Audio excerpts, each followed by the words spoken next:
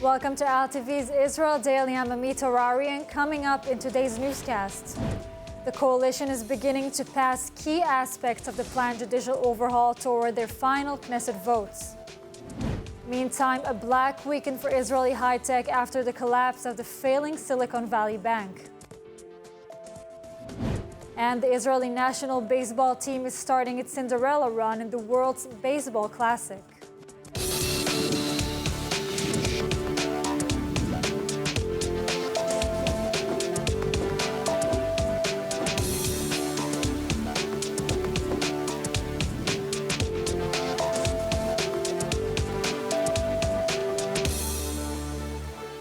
After 2 months of training and a long journey, including 2 stopovers, the Israeli delegation will begin its part in the red flag exercise to which the F-35 fighter jets were sent from Israel for the first time.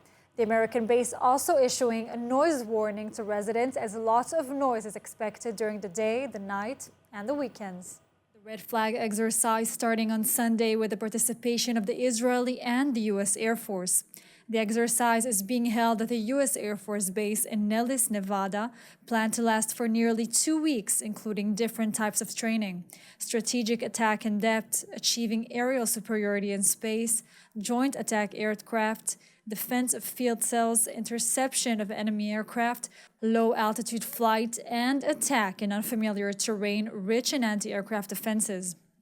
The Army spokesperson adding that as part of the exercise, there will be a joint aerial refueling in which Israeli refueling planes will refuel American fighter jets, and Adir, the F-35I planes, will be refueled using American KC-135 refueling planes.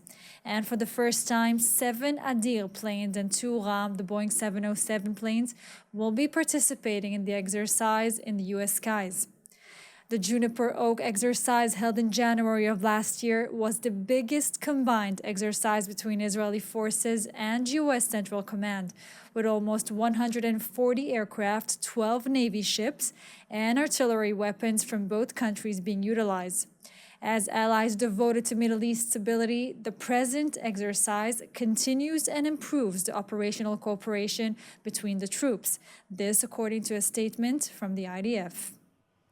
And we want to let you know that ILTV's new app is now available. So if you want to stay connected to the latest news from Israel, the Middle East, and the Jewish world, download our app now on all your devices. It's available in the App Store for both Android and iPhone. All eyes are on the Knesset, where the coalition has apparently begun an all-out push to pass key aspects of their planned judicial overhaul toward their final Knesset votes as early as this week. They're also fast-tracking other key legislation demanded by coalition partners. ILTV's Steve Leibovitz reports. Save for meetings and casting dispersions between coalition and opposition, any hopes that the impassioned plea from President Herzog for the government to scrap its plan for judicial overhaul appear to have been dashed, at least for now. The coalition is back in the Knesset, pushing its plans with purpose. Topping the agenda, the so-called notwithstanding clause that would protect nearly all laws from interference by the High Court. It is reportedly being pushed due to intense pressure from the ultra-Orthodox parties. The bill gives lawmakers the ability to add the clause to nearly any bill, deeming it outside the High Court's judicial review. With mass protests continuing to grow, a stormy week is expected in the Knesset Law Committee and plenum. The highly controversial piece of the overhaul will be taken to a first reading in the coming days. UTJ and Shas have long complained of High Court interference in issues impacting their religious traditions, such as rules regarding mandatory military service. The override bill is also being advanced by some coalition partners, which could allow a simple majority of 61 Knesset members to overturn High Court decisions. That proposal has yet to be tabled. President Isaac Herzog has sought to bring the opposition and coalition together for compromise talks, but has made little headway. It's expected that Herzog will release his own plan to replace the government proposals in the coming days. And joining us now to discuss the dramatic and fast-moving development on judicial overhaul is journalist, attorney, and author Bando Yamini. Bando, so the coalition is clearly not heading for the president's plea for a pause. They're actually speeding up part of the plan, are they not? Yes, they do. I think it's counterproductive. It is counterproductive mainly because they are going too far. They are going too far. Take, for example, the immunity law, which was presented yesterday in the government. They did not decide it yet, but the immunity law, which was initiated by the extreme right party of Itamar Ben-Gvir, is the worst thing that can happen to the Israeli soldiers. The worst thing, because actually they are going to lose their immunity that they have now in the ICC and in any other international tribunal. So people, even from the right, are looking at what this coalition is doing, and they are becoming afraid. Hey, where are you going? Where are you running to? And I think they are beginning to lose control to what is happening.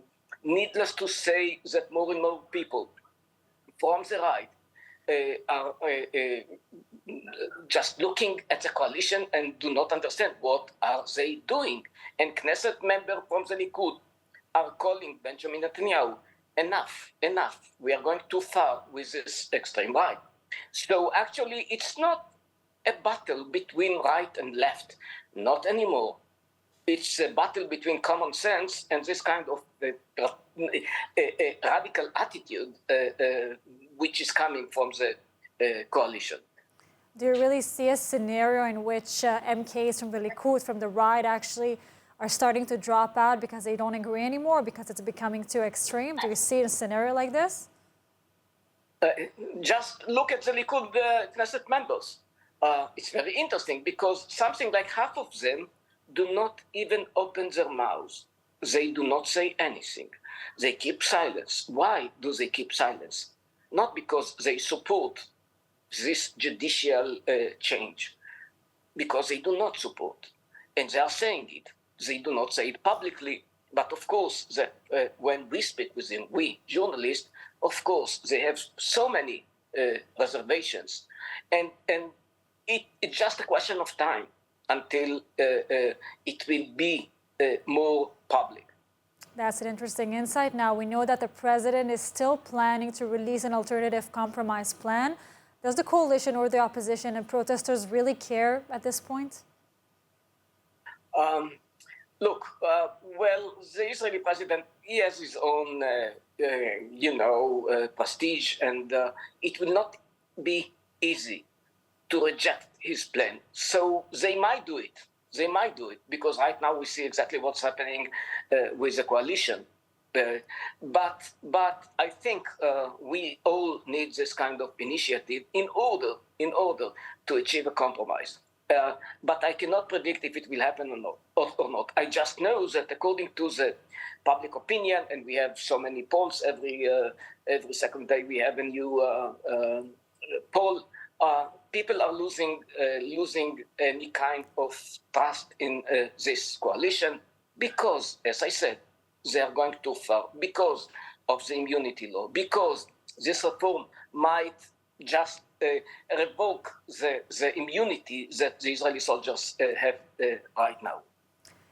That's interesting. Now, in addition to all imported notwithstanding clause, the coalition is today advancing a bill that would shield Prime Minister Netanyahu from high court suspension. Are they still afraid that the court may order him to leave office? I guess they are afraid. But you know what? Let me tell you something. I'm not sure that this is a bad idea. I'll tell you why. Because anyway, the meaning of the law, and when you read the law, the meaning was not to give the Attorney General the right to actually suspend the Prime Minister. No, it was not the meaning. I mean, we have a law. The law is saying exactly what are the conditions for the Prime Minister to be ousted of his office.